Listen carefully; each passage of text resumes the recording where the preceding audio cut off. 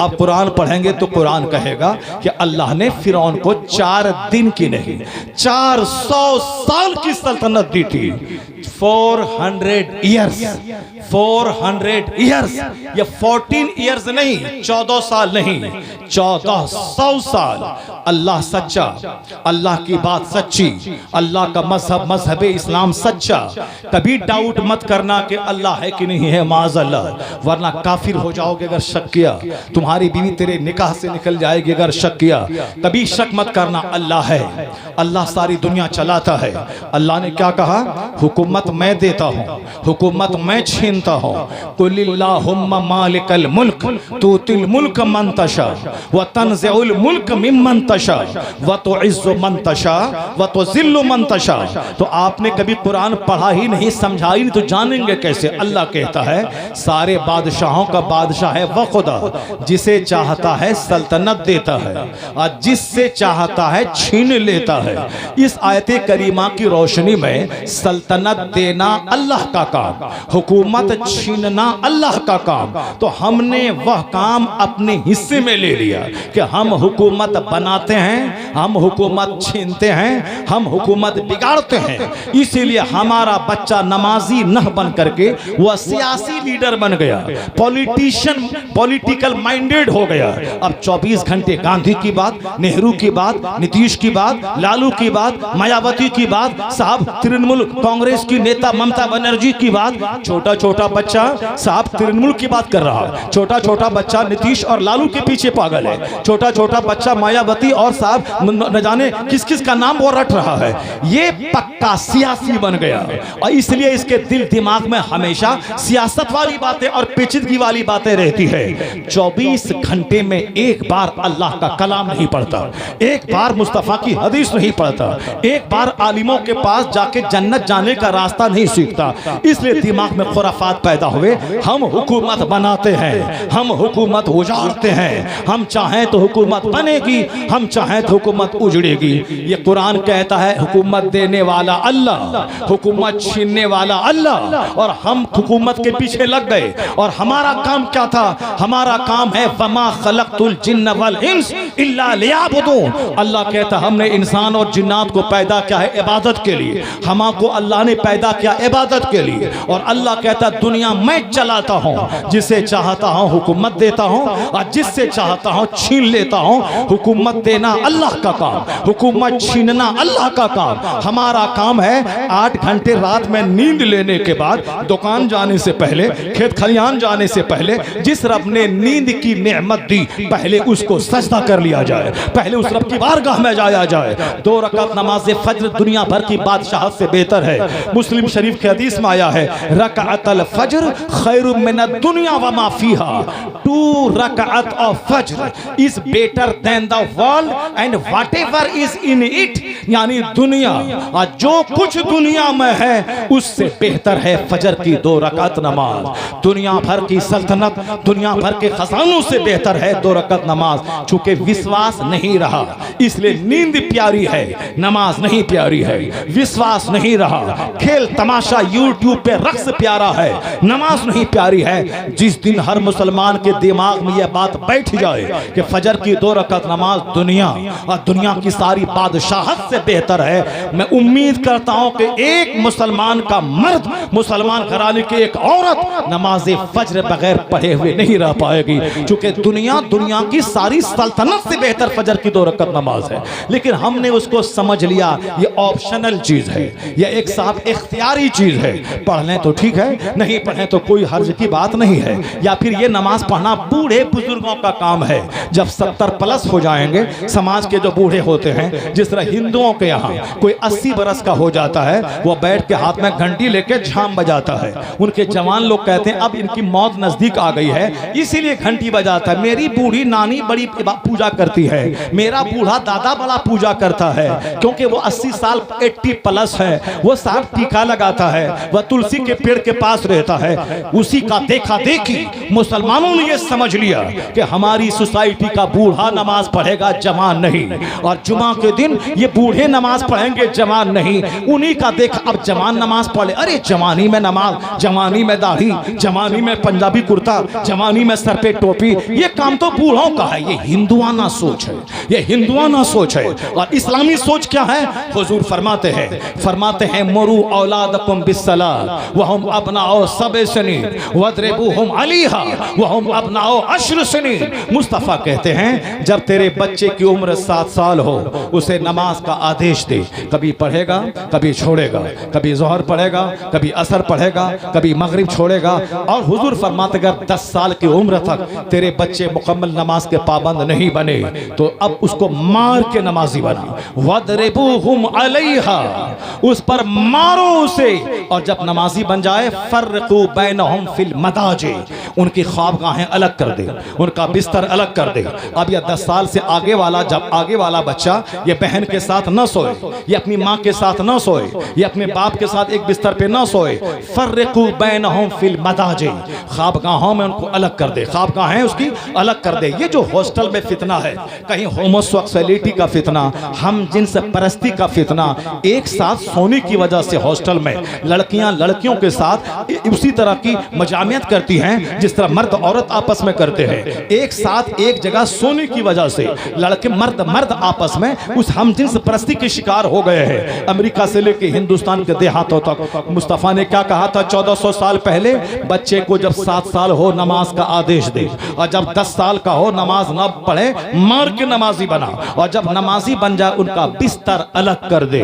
उस वक्त तक तो कोई नहीं शायद समझा होगा, लेकिन 1400 साल गुजर जाने के बाद जब औरतों में बदअखलाकी पैदा हुई, मर्दों में अलग से बदअखलाकी पैदा हुई, तब लोग कहते हैं काश दुनिया पैगंबर आजम की उस हदीस पर अमल कर ली होती, ये हम जिन्स परस्ती की खतरनाक लानत इस दुनिया में नहीं टपकती। तो जहां नजर आज दुनिया के दानिश्वरों की गई है, वहां नजर मुस्तफा की 1400 साल पहले गई है। इसलिए दुनिया का कोई दानिश्वर बड़ा नहीं, सबसे आला व औला हमारा नबी, सबसे बाला व वाला हमारा नबी। पैगंबर आजम का फरमान सबसे आला है, पैगंबर का फरमान सबसे बाला है। हुजूर ने क्या फरमाया? कुरान पाक पढ़ा करो, कुरान पाक पढ़ने से सीने का जंग साफ होता है। आका ने क्या फरमाया? कुरान पाक तिलावत करो, दुनिया की मोहब्बत घटेगी। हमने बच्चों से क्या कहा? फिजिक्स पढ़ो, केमिस्ट्री पढ़ो, बायोलॉजी पढ़ो, मैथ पढ़ो, साइंस पढ़ो, जनरल साइंस पढ़ो, जनरल नॉलेज पढ़ो, कंप्यूटर साइंस पढ़ो, ताकि नौकरी मिलेगी। तो हमारे बच्चे कंप्यूटर साइंस पढ़ रहे हैं, जीएस पढ़ रहे हैं, फिजिक्स केमिस्ट्री पढ़ रहे हैं, वो कुरान क्यों पढ़ेंगे? हमने अगर बच्चों की घुट्टी में पिलाया होता फिजिक्स पढ़ना है ताकि 2 रुपए कमाओ, केमिस्ट्री पढ़ना है ताकि 2 रुपए कमाओ, मैथ पढ़ना है ताकि 2 रुपए कमाओ, जीके जीएस पढ़ना है ताकि 2 रुपए कमाओ। तुम्हें दुनिया और आखिरत दोनों काम करना है। जनरल साइंस पढ़ना है ताकि नौकरी मिले, ताकि 2 पैसे कमाओ और दुनिया में इज्जत से जिंदा रहो। और तुम्हें फजर पढ़ना है ताकि जन्नत मिले, मरने के बाद खरबों साल जन्नत में रहो। तो 5 घंटे स्कूल में बच्चों को पढ़ाए, फिजिक्स केमिस्ट्री पढ़े ताकि नौकरी मिले, मुलाजमत मिले, अच्छी जिंदगी गुजारे। और आधा घंटा रोजाना अपने बच्चों को आलिम के पास मदरसे में भेजे ताकि वह बहार शरीयत पढ़े, वह कानून शरीयत पढ़े, वह कंजुल ईमान पढ़े।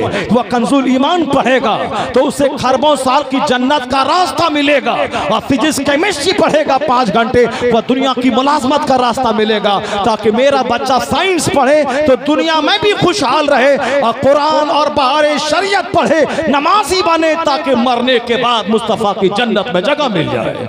इसलिए दुनिया में खुशहाली के लिए इन जनरल साइंस जरूरी है, और आखिरत में जन्नत के लिए ये नेमत जरूरी है। तो रोजाना अपने बच्चों को स्कूल भेजें, बाद में पहले आधा घंटा के लिए मदरसा भेजें, ताकि पहली नजर चोर पे ना पड़े, पहली नजर जानी पे ना पड़े, पहली नजर डकैत पे ना पड़े, पहली नजर हरामखोर कुफार पे ना पड़े, पहली नजर आलिम दीन के चेहरे पे पड़े। जब सुबह उठ के मकतब जाए पहली नजर आलिम पे पड़े, पहली नजर फिजिक्स पे नहीं, पहली नजर कुरान पे पढ़े, पहली नजर हदीस पे पढ़े। तो अपने बच्चों को आधा घंटा मकतब भेजें, गांव घर में मकतब को मजबूत करे, गांव की कोई बेटियां बगैर पढ़ी हुई ना रहे, गांव का कोई बेटा बगैर पढ़ा हुआ ना रहे। अगर स्कूल में पढ़ाने का शौक है है वहां जाए 9 के बाद, 9 से पहले मदरसे में आधा घंटा का टाइम दे, ताकि उनको खाने का, पीने का, रहने सहने का, दुनिया में जीने का, माँ बाप के साथ सलूक करने का, अपनी बीवी के साथ हुस्न सलूक करने का, ये सारा मेथड मुस्तफ़ा की हदीस सुन सुन कर मिल जाए। आज मेरे बच्चों को ना अंग्रेजी ही आती है, ना मेरे बच्चों को साइंस ही आती है, ना मेरे बच्चों को कुरान ही पढ़ना आता है। ये माँ बाप की गफलत और सुस्ती का नतीजा है। हमारे बच्चे कहीं के नहीं रहे। न जन्नती काम है कि मरने के बाद चैन मिले, न दुनिया ही में कायदे से पढ़ा कि दुनिया में अच्छी हाई क्लास की मुलाजमत मिले। ये बैंक में जाए या IAS ऑफिसर बने, IPS बने, ब्लॉक डेवलपमेंट ऑफिसर बने, साहब डिस्ट्रिक्ट मजिस्ट्रेट बने, प्रोफेसर बने, लॉयर बने, एडवोकेट बने, बैरिस्टर बने। चूंकि एक एक मिनट को कीमती समझना पड़ता है, तब दुनिया मिलती है, मुलाजमत मिलती है। और उसी तरह जन्नत भी नहीं मिलती है कि चाव बताशा लेके मजार पे चले जाएं, जन्नत पक्की है। लोबान जला दें, जन्नत पक्की है। अगरबत्ती सुलगा दें, जन्नत पक्की है। जुमा में एक बार मस्जिद चले जाएं, जन्नत पक्की है। नहीं, जब यह बात सच है कि बगैर खेत गए हुए खेत से धान उपज कर घर में नहीं आता है, जब यह बात फैक्ट है बगैर दुकान में 8 घंटे बैठे हुए दुकान से पैसा चलकर मेरे घर में नहीं आता है, यह बात सच है बगैर दरख्त लगाए हुए दरख्त का फल हम नहीं खाते हैं, यह बात फैक्ट है कि बगैर स्टडी किए हुए 30 साल नौकरी हाई क्लास की नहीं मिलती है। तो हमें रोजी देने वाला अल्लाह है यह मालूम है, मगर यह भी मालूम है कि रोजी देने वाला अल्लाह है। मेहनत करनी होगी, खेत जाना होगा, दुकान में बैठना होगा, 30 साल पढ़ना होगा, कंपटीशन फेस करना होगा, तब मैं नौकरी मिलेगी, तब 2 रुपए कमा के मैं खाऊंगा। जब दुनिया के बारे में आप इस कदर सेंसिटिव हैं कि रोजी देने वाला अल्लाह है मगर खेत जाना होगा, दुकान जाना होगा, बस यहीं से सोच ले कि बख्शने वाला अल्लाह है, माफ करने वाला अल्लाह है, जन्नत देने वाला अल्लाह है। तो जिस तरह रोजी देने वाला अल्लाह है मगर खेत गए बगैर रोजी नहीं आती है कि अगर मैं, उसी तरह तुम्हें समझना होगा कि जन्नत देने वाला अल्लाह है मगर मुझे मस्जिद जाना होगा, मुझे तिलावत करनी होगी, मुझे नमाज पढ़ना होगा। जिस तरह खेत गए बगैर रोजी नहीं मिलती है, उसी तरह मस्जिद गए बगैर भी जन्नत नहीं मिलती है। नारे तकबीर, नारे रिसालत, अशरफी दूल्हा मुफ्ती शहरयार रजा साहब किबला। अपने बच्चों की घुट्टी में यह बात पिलानी होगी, उसे बताना होगा कि यह फर्ज है, यह वाजिब है, यह नफल है, यह सुन्नत है। उसे कुरान पढ़ा के बताना होगा कि मेरा खुदा वो है जो नमरूद की नहीं चलने दिया। नमरूद पूरी दुनिया का बादशाह था, लेकिन जब दिमाग में कीड़ा काटा और कीड़ा काटने के बाद लोगों को गुलाम बनाना शुरू किया, लोगों से सजदा करवाने लगा, अत्याचार और जुल्म करने लगा, तो अल्लाह ने 10 साल छोड़ दिए, अल्लाह ने 20 साल छोड़ दिए, अल्लाह ने 30 साल छोड़ दिया, अल्लाह ने 40 साल छोड़ दिया। तो 40 साल 4 दिन नहीं है, 40 बरस, 50 बरस अल्लाह ने छूट दी। 50 बरस मेरे लिए 50 बरस है, अल्लाह के लिए 50 सेकंड भी नहीं है। तो जिस नमरूद को अल्लाह ने दुनिया की बादशाहत दी, जब अत्याचार बढ़ा, जब जुल्म बढ़ा, तो अल्लाह हुकूमत देना भी जानता है। और एक मामूली मच्छर से तड़पा तड़पा के नमरूद को मारना भी जानता है। एक मामूली मच्छर ने नमरूद को तबाह बर्बाद कर दिया। मेरा वह खुदा है जो हुकूमत देना भी जानता है, हुकूमत छीनना भी जानता है। वही मेरा खुदा है जो फिरौन को 400 साल की लंबी हुकूमत दी, लेकिन जब जनाब मूसा ने समझाया कि अल्लाह को मान, अल्लाह को मान, मुझको नबी मान, अल्लाह रब्बुल इज्जत से डर, कहा कौन खुदा, कैसा खुदा, मैं हूँ खुदा। अल्लाह ने 100 साल की छोड़ दी, संभल जाए, 200 साल की छोड़ दी, शायद संभल जाए, 300 साल की छोड़ दी, शायद संभल जाए, 400 साल की छोड़ दी, शायद संभल जाए, लेकिन नहीं संभला। जब नहीं संभला तो अल्लाह ने बीच समंदर में फिरौन को डुबा के मार के बता दिया। उसकी सड़ी हुई लाशें 3000 साल के बाद आज भी मिस्र के म्यूजियम में मौजूद है। तो अल्लाह ने बता दिया कुरान पढ़ो, कुरान में ये कहानी है कि जो 400 साल हुकूमत देना जानता है, वह 4 सेकंड में दरिया में डुबा के मारना भी जानता है। इसलिए एक कौम मुस्लिम जब कुरान पढ़ेगा तब पता चलेगा मेरा खुदा कमजोर नहीं है। जो खुदा मेरा कल के फिरौन को नहीं छोड़ा, 400 साल के बाद पकड़ा, कल के नमरूद को पकड़ा। इसलिए विश्वास कर ले, तेरा मजहब कभी खतरे में नहीं था, आज खतरे में नहीं है, कयामत तक खतरे में नहीं रहेगा। वह छूट देता है, वह कल के फिरौन को भी तड़पा के मारा था। अगर आज का कोई नमरूद, आज का कोई फिरौन, आज का कोई अबू जहल, आज का कोई चंगेज खान अगर इस्लाम पे जुल्म करेगा तो अल्लाह छूट देना भी जानता है, फिर उसे घेर के तड़पा के मारना भी जानता है। तो जो अल्लाह कल के नमरूद को नहीं छोड़ा, मेरा यकीन है वह आज के नमरूद को भी नहीं छोड़ेगा, आज के फिरौन को भी नहीं छोड़ेगा। वह हुकूमत देना भी जानता है, हुकूमत छीनना भी जानता है। इसलिए इस्लाम के ताल्लुक से, इस्लाम के ताल्लुक से, इस्लाम के फ्यूचर के ताल्लुक से आप फिक्रमंद ना हो। आप किस काम के लिए पैदा हुए हैं? वमा खलक़तुल जिन्न वल इंस इल्ला लियअबुदून। तबारकल्लज़ी बियदिहिल मुल्क। बड़ी बरकत वाला है वह खुदा जिसके कब्ज़े में है बादशाहत। वो अल्लाह है जिसने मौत और हयात पैदा की है ताकि वह आजमाए कि तुम में से किसके काम अच्छे हैं। अल्लाह ने हमें पैदा करके दौलत का मुकाबला करने, कपड़े का मुकाबला करने, खाने का मुकाबला करने नहीं पैदा किया है। वरना मकान तो आज चमार के पास भी फलकबोस है। डोम जो दूसरों की पाखाना धोता था, वह डोम के पास भी 50-50 करोड़ के बंगले हैं। तो मकान बनाना कमाल नहीं है, गाड़ी खरीदना कमाल नहीं है। अपनी जो जिम्मेदारी है रब की इबादत करना, ये कमाल की चीज है। तो मेरा काम रब की इबादत, रब का काम दुनिया का चलाना। तो रब अपना काम कर रहा है, आप अपना काम करें तो याद रखें तो हाथ उठाने की भी जरूरत नहीं पड़ेगी। दिल में ख्याल आएगा, अल्लाह आपकी मुराद पूरी करता चला जाएगा। डॉक्टर इकबाल कहते हैं खुदी को कर बुलंद इतना कि हर तकदीर से पहले खुदा बंदे से खुद पूछे बता तेरी रजा क्या है।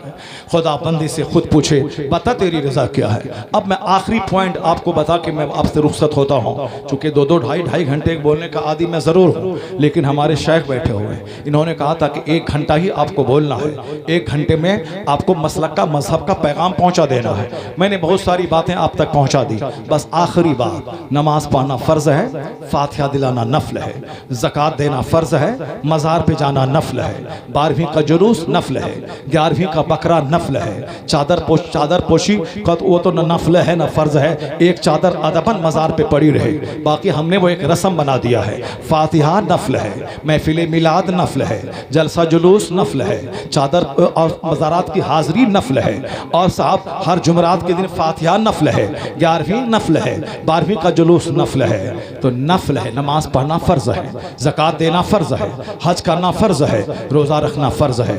अब अगर कोई फ़र्ज को नफल बना दे और नफल को फ़र्ज का दर्जा दे दे, वो खसारे में रहेगा।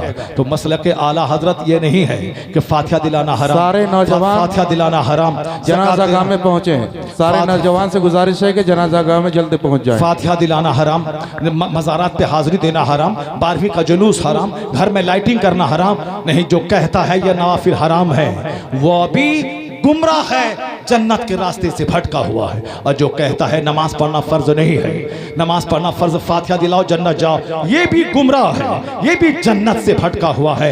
यह बीच का रास्ता है जन्नत का। नमाज भी होगी, नियाज भी होगी, नमाज भी होगी और फातिहा दुरूद भी, नमाज भी होगी, मज़ारात की हाज़री भी होगी, नमाज भी होगी, जुलूस मोहम्मदी भी निकलेगा, नमाज भी होगी और लंगरे गौसा भी खाया जाएगा, फर्ज भी अदा होगा, नफल भी अदा होगा। यही सीधा रास्ता जन्नतुल फिरदौस लेके चला जाएगा।